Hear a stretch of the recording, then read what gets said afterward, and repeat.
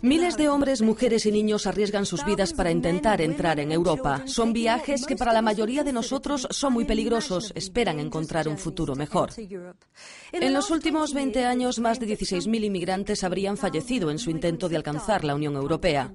A pesar de que los controles en las fronteras se han intensificado, los emigrantes siguen llegando tras cruzar travesías peligrosas como Marruecos en el norte de África. Este es un reportaje de Paul Hackett. Espera, Euro, que aquí hay un tornillo que no tiene... La desesperación por llegar a Europa no tiene límites para algunos. Buscan cualquier alternativa para burlar la seguridad y conseguir su objetivo. En este paso fronterizo, la policía ha detectado un inmigrante ilegal que, con la ayuda de traficantes de personas, estaba intentando entrar a Melilla, enclave español en el norte de África. José, ¿esto ya la grabación? Por eso el pequeño territorio español se ha convertido en una de las entradas a Europa con mayor seguridad. Cada año miles de inmigrantes africanos tratan de cruzar las extraordinarias defensas de Melilla. Muchos huyen de la violencia o la guerra en sus países de origen, otros solo sueñan con una vida mejor. Muchos de ellos, sin embargo, permanecen atrapados aquí durante años, ya que el enclave no es parte del espacio Schengen de la Unión Europea. Muchos emigrantes nos han hablado de violaciones de los derechos humanos, especialmente por parte de Marruecos. ¿Hay problemas con las autoridades españolas? No tenemos problemas con las autoridades españolas. Y por otra parte, con los marroquíes... Aquí hay muchos problemas. Incluso hace poco mataron a alguien de Camerún. Le golpearon con una piedra en la cabeza y murió. Allí hay muchos problemas.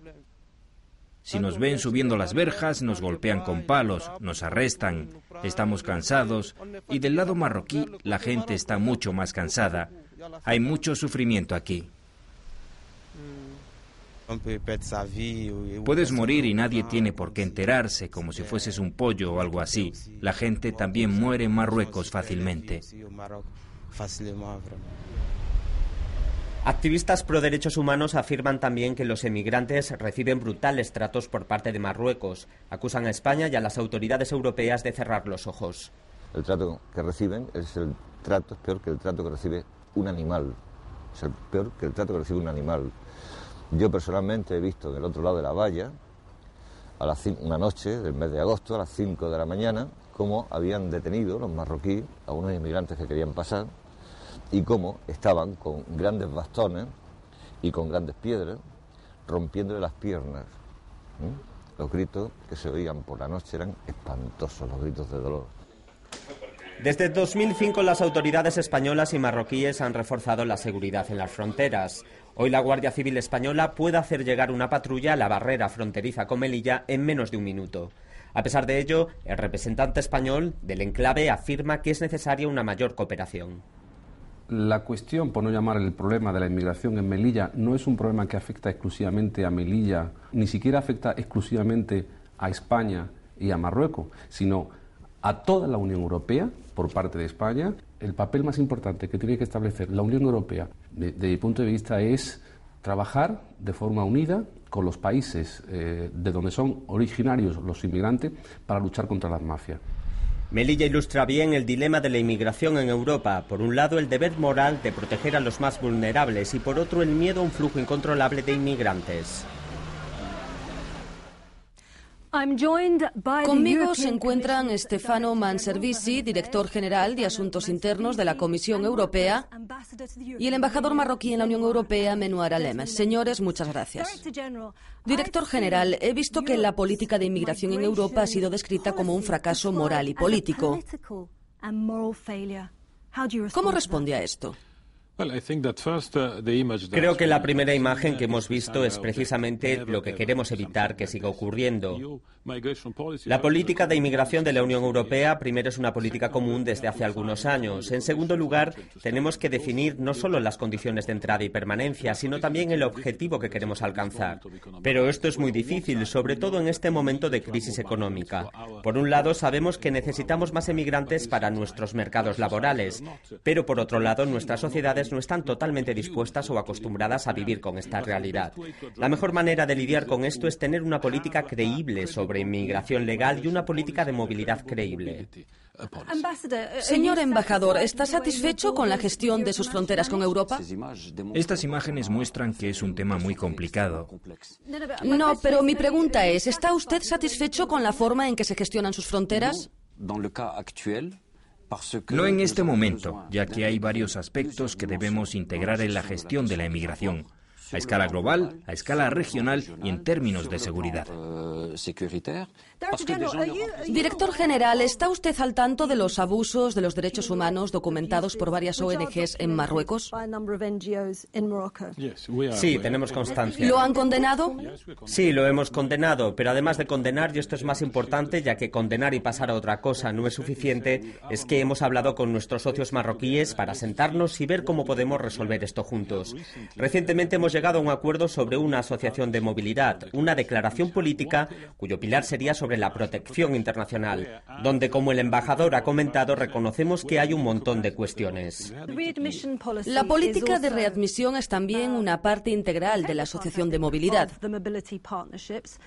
Según la política de readmisión, cuando cualquier inmigrante en situación ilegal en Europa afirma que llegó a través de Marruecos, será deportado a su país, Marruecos. ¿Acepta usted esto? Es uno de los puntos sobre los que tenemos algunas divergencias con la Unión Europea sobre las negociaciones sobre la política de readmisión. Para los que no son marroquíes, aquellos que están en una situación legal en Marruecos, que han llegado con un visado o con un permiso de residencia en Marruecos y que han ido a Europa por razones que yo no conozco y no están legalmente, somos responsables de repatriar a esas personas. Pero en general esa no es la situación. Algunas veces es así.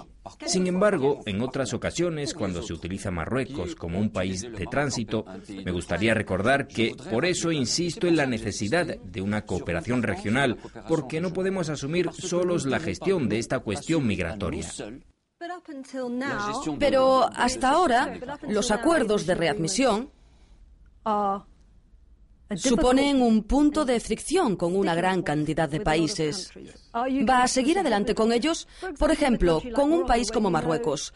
Cuando se sabe que los no marroquíes corren un gran riesgo de ser maltratados y de encontrarse en un limbo jurídico en Marruecos, ¿es esta una parte integral de su política?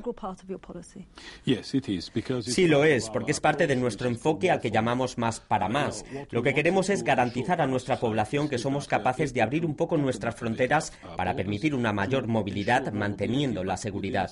Por eso para nosotros el acuerdo de readmisión es un elemento esencial de esto. Pero el propio embajador ha pedido un enfoque más global. Los marroquíes no pueden hacerlo solos, necesitan la ayuda de la Unión Europea.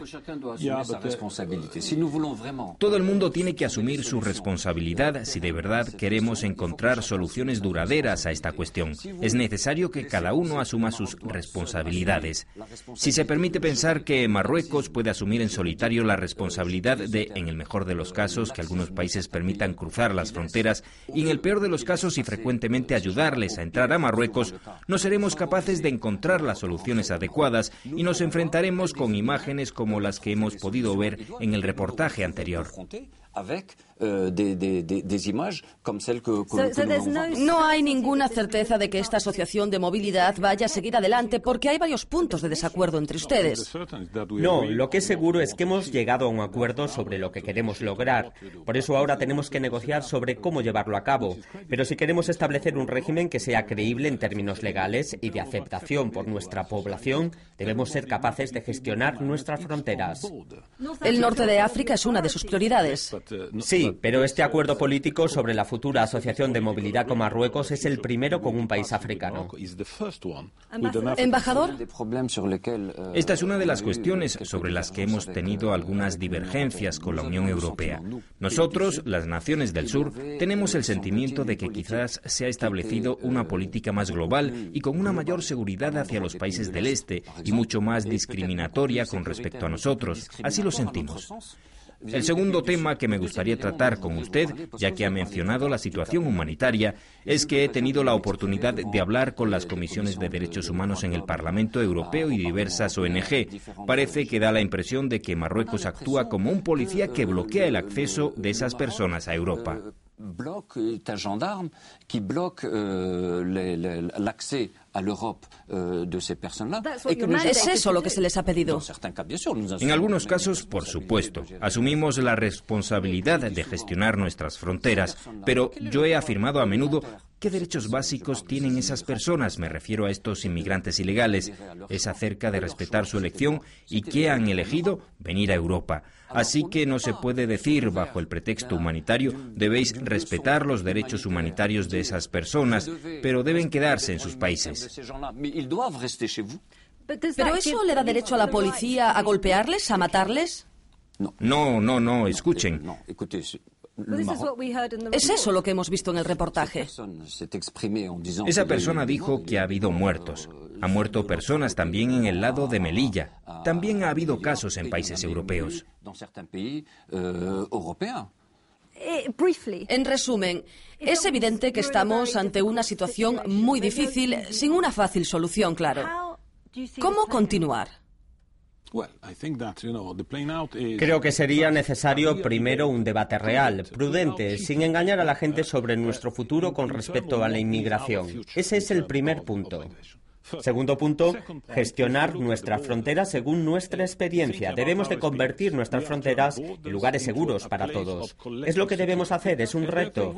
No es una solución mágica, pero con esto Europa quizás será más segura, se centrará más en su competitividad, su forma. Sin ello, su futuro será menos brillante.